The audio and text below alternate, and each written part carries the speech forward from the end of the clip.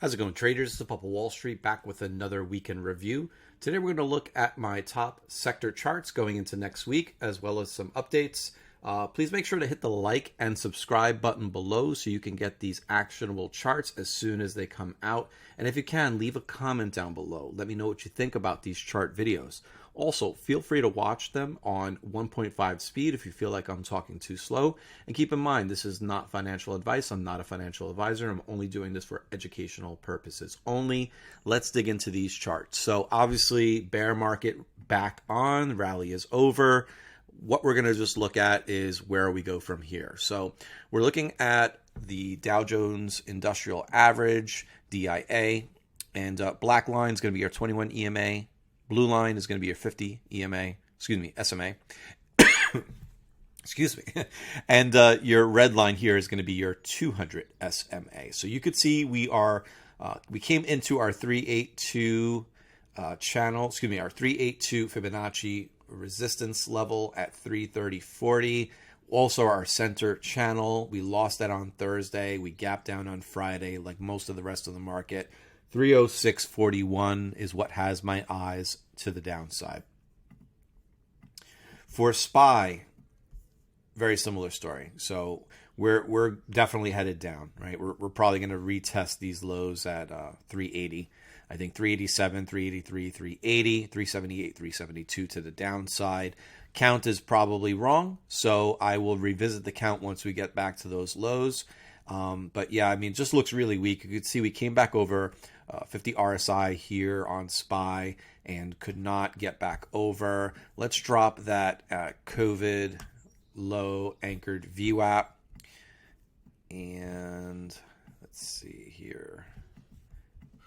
See where we're at relative to that. Yeah, so just at about 384. So watch for a move down to 384. Obviously, we wicked through it back on May 20th. I think this time it's not going to look the same. I think, this market looks really weak. This is a pretty big breakaway gap here. So you just got to be really careful in this market environment. We definitely want to retest these lows here. And I think with next week, we have PPI on was that Tuesday? We have FOMC on Wednesday. We have quad witching on Friday.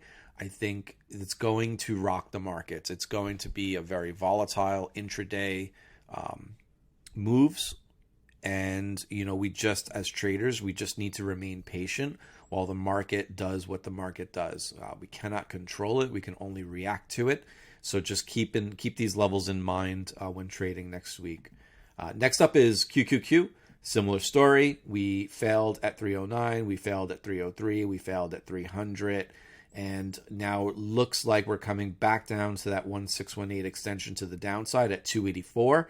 If we lose that, we should see the lows of May 20th at 280 and then 276 to the downside.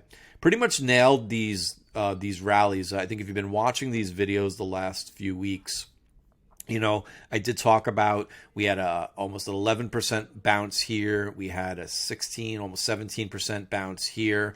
And then I measured this one out at about 12.5%. But at that 309 level, which was really tough, I think it was a pretty clear short from there. So, yeah, I think, tech looks just as weak as the rest of the market. And so we just have to trade accordingly.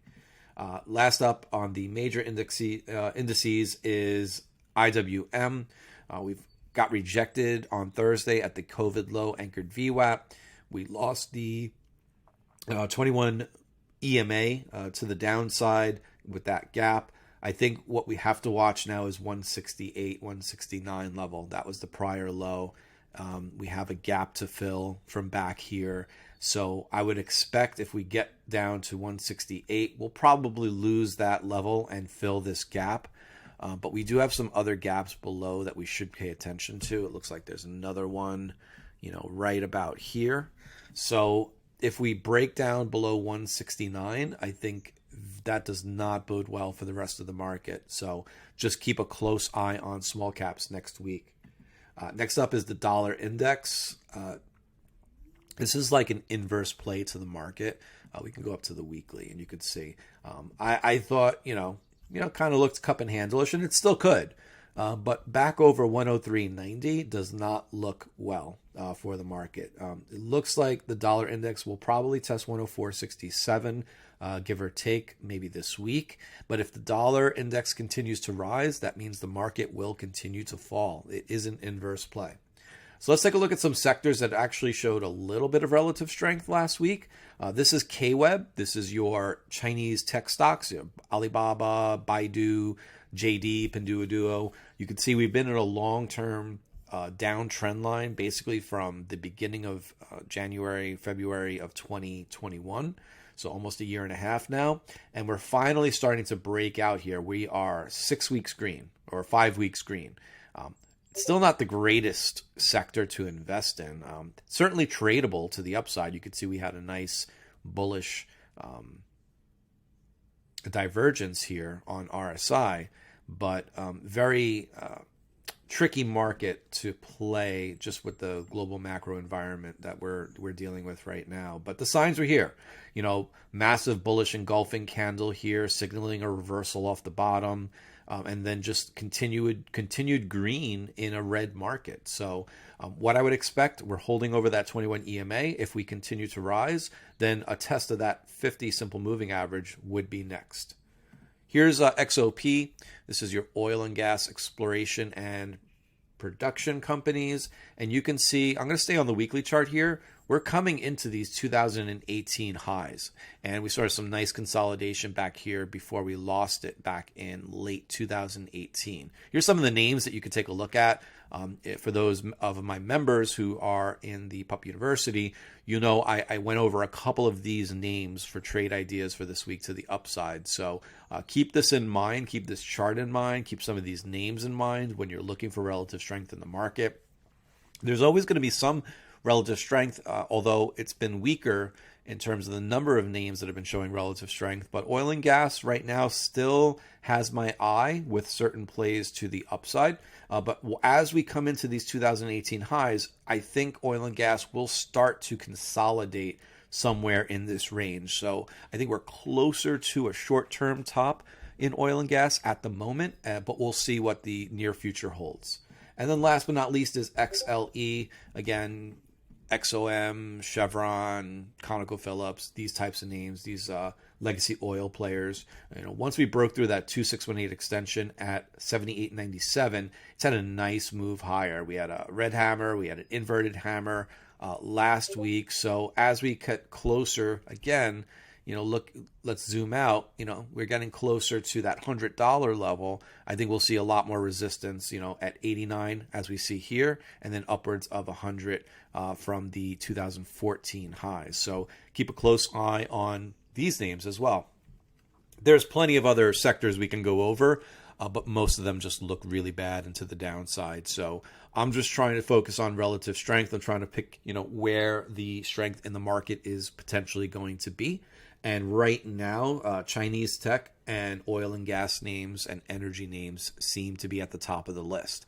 I'll come back next week with another updated video. So make sure you like and subscribe to my channel. Like this video, subscribe to the channel, leave a comment down below. Let me know what you think about this video and what you think about some of these names. What's on the top of your watch list? I'd love to hear what you have to say.